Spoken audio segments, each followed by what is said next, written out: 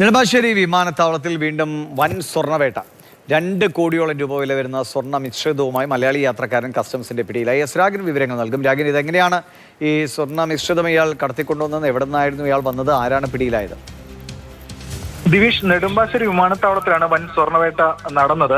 2 കോടിയോളം രൂപ മൂല്യം വരുന്ന സ്വർണ്ണമാണ് കസ്റ്റംസ് സംഘം പിടികൂടിയത്. മലയാളി യാത്രക്കാരിൽ നിന്നാണ് സ്വർണം പിടിച്ചത്. ഇയാളുടെ അറസ്റ്റ് റെക്കോർഡ് ചെയ്തു. ജംഷീദ് എടേക്കണ്ടി എന്താണ് ഇയാളുടെ പേര്. കോഴിക്കോട് സ്വദേശിയാണ്. അബുദാബിയിൽ നിന്നാണ് ഇയാൾ വന്നത്.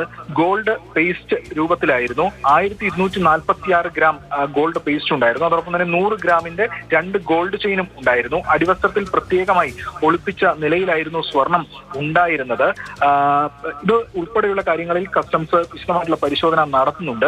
ഇയാൾ കാരിയർ ആയിരുന്നു എന്നാണ് ബോധ്യമാകുന്നത്. ഏതാനും ദിവസങ്ങൾക്ക് മുൻപും കസ്റ്റംസ് ഇത്തരത്തിൽ സ്വർണ്ണവേട്ട നടത്തിയിരുന്നു. തമിഴ്നാട് സ്വദേശികളായിട്ടുള്ള ദമ്പതികളാണ് അന്ന് പിടിയിലായത്.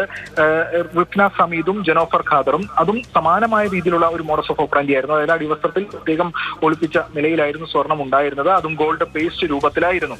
കഴിഞ്ഞ ദിവസം DRIയും നെടുമ്പാശ്ശേരിയിൽ സ്വർണം പിടികൂടിയിരുന്നു. റംഷീദ് എന്നായിരുന്നു ആളുടെ പേര്. പാലക്കാട് സ്വദേശിയായിരുന്നു.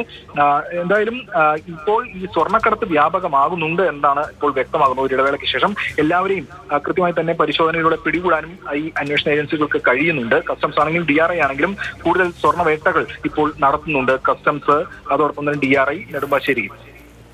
ശരി, എസ് രാഗിനാണ് വിവരങ്ങൾ നൽകിയത്. നെടുമ്പാശ്ശേരിയിലാണ് 2 കോടിയോളം രൂപ വരുന്ന സ്വർണം മിശ്രിത രൂപത്തിൽ കണ്ടെത്തിയത്.